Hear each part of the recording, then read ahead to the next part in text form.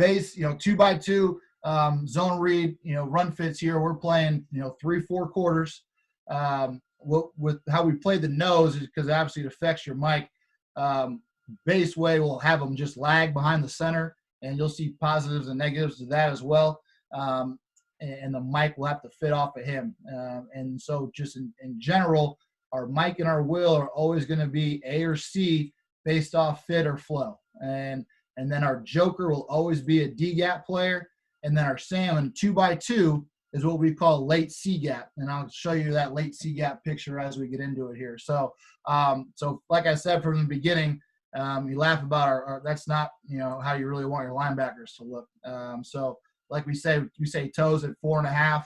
We've backed that guy up in the past. So here's our Sam. All right. And here's our joker. We're playing NFL quarters here. Obviously this is not what you want there from your safety. We want him a little bit higher up. So I'll cut to the tight here because we're talking about run fits. Okay. So right off the bat here, with my joker here, we're in that combat, or excuse me, not combat stance. We're in that shuffle squeeze stance.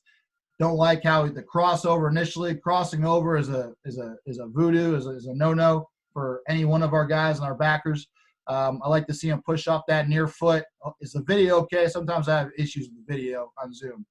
Am I good with the video? We see that? Okay. Yeah, you're good. Okay, perfect. All right. Hopefully I won't talk to myself for the last 15 minutes. That's reassuring. Okay. Right off the bat, he's just got to keep coming down. We don't want this space right here. And then some of that happens with your 4-eye. Needs to do a good job of, knocking that tackle back, not letting him reach right there. We're playing a little too slow here for my liking here with the will backer. Okay. Especially if I'm an inside backer here and I got back two, and I got a tight end here in my triangle here. And especially if that guy's flat in the line of scrimmage, I'm thinking either one back power to me, or I'm thinking same side zone to me. So I got to be, looking at that picture pre-snap. And once I get that action right here, I need to be downhill and piercing that thing right here, not to prevent this wash.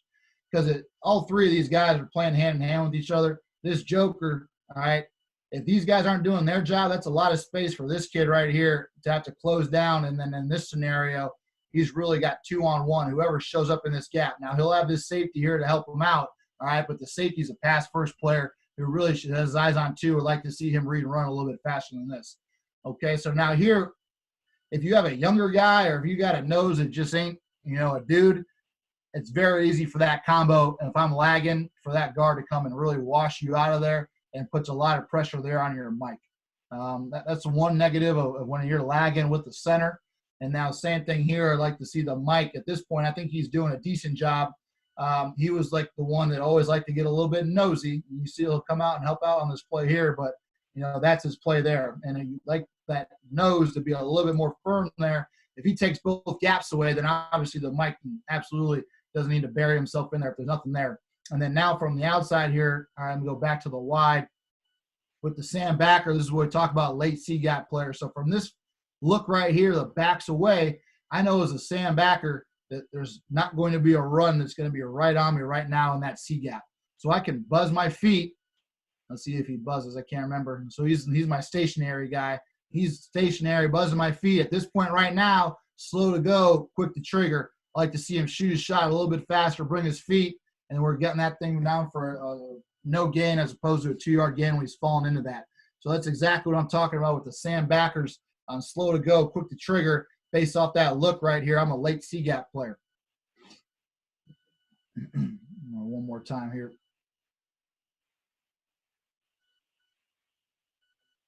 All right, so then now I'm having the tight end is basing out the joker here. Everybody else's fit is the exact same. Will's still my C gap player. Hypothetically, they're reading the will, even though I think they're just reading numbers here, whatever they're doing. So again, you'll see a couple different things going on here. One, this is the guy I was talking about. He liked to creep up, and he's doing this shit. Also on the ball snap, he's at 3 yards. At this point in time, I like to see him, go make the play. The Sam is way too aggressive out here. Okay, we talk about slow to go. He's crossing over. I know traditionally you're not going to be running an RPOs to the field with that there and then the quarterback coming back. But, You know, the offensive guys surprise me every single week with what we're throwing out there now these days. And then really like to see the 4-eye do a better job of not getting washed right there.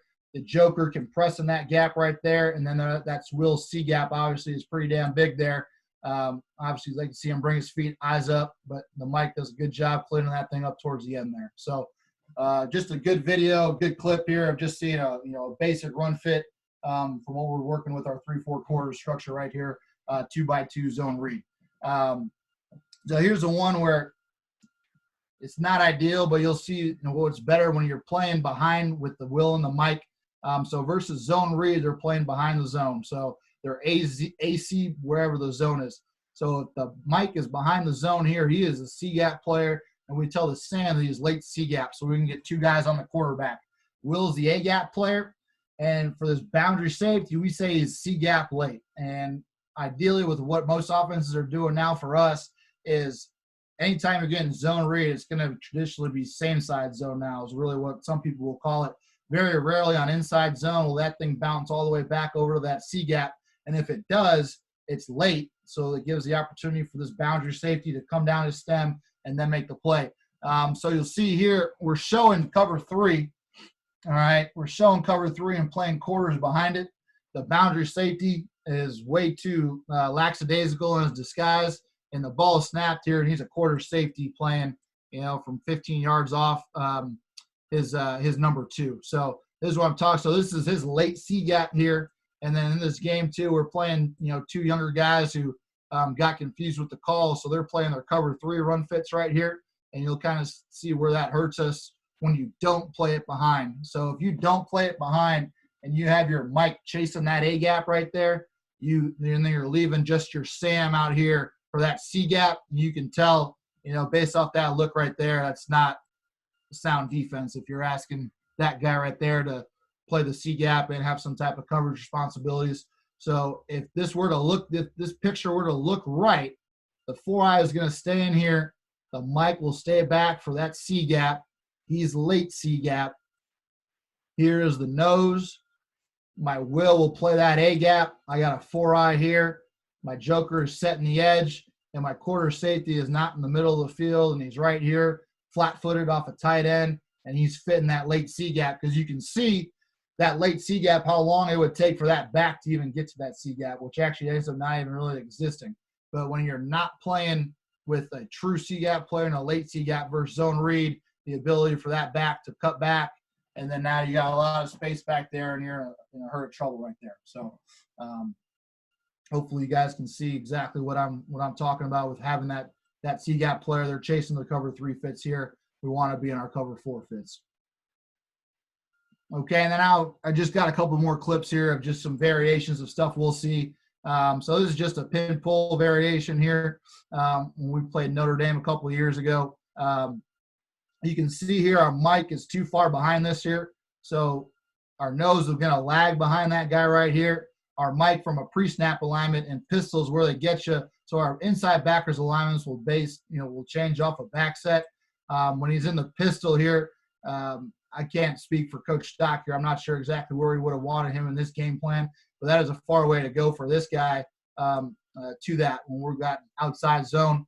Our Will is our C-gap player. Now 52 does a really good job, I think, from a pre-snap standpoint and game plan. He saw that guard stance right there. That doesn't look right. And so if he sees it right now, he can cross face, which he does a really good job of. When he crosses face, all right, now the Will just has to replace him here. And then there's our Joker setting a hard edge to this thing. We get good penetration from the backside 4-eye.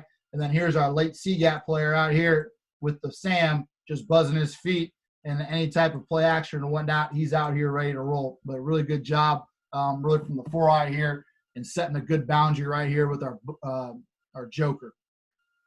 Setting the edge, and then we're just cleaning up with that Will backers playing off the 4-eye. Mike's got to get going. So we'll see this counter look a bunch in our 3-4 structure. It's a really unique way to run it, but this is what most teams will run against us. They'll fan the 4-eye to the Sam, and almost kind of looks like trap when the guard's pulling for him, and then the Y comes through. Like we said, we say 4, so if it's a spill or a leverage, whatever it is. And it's really the same thing for this strong end here, but you'll see how fast it happens. He'll have no chance of spilling that thing, so he'll typically end up leveraging this block. He's got to make sure that Y comes inside of him, and then the Will's got to get over the top. I'm sorry, go back to this picture here.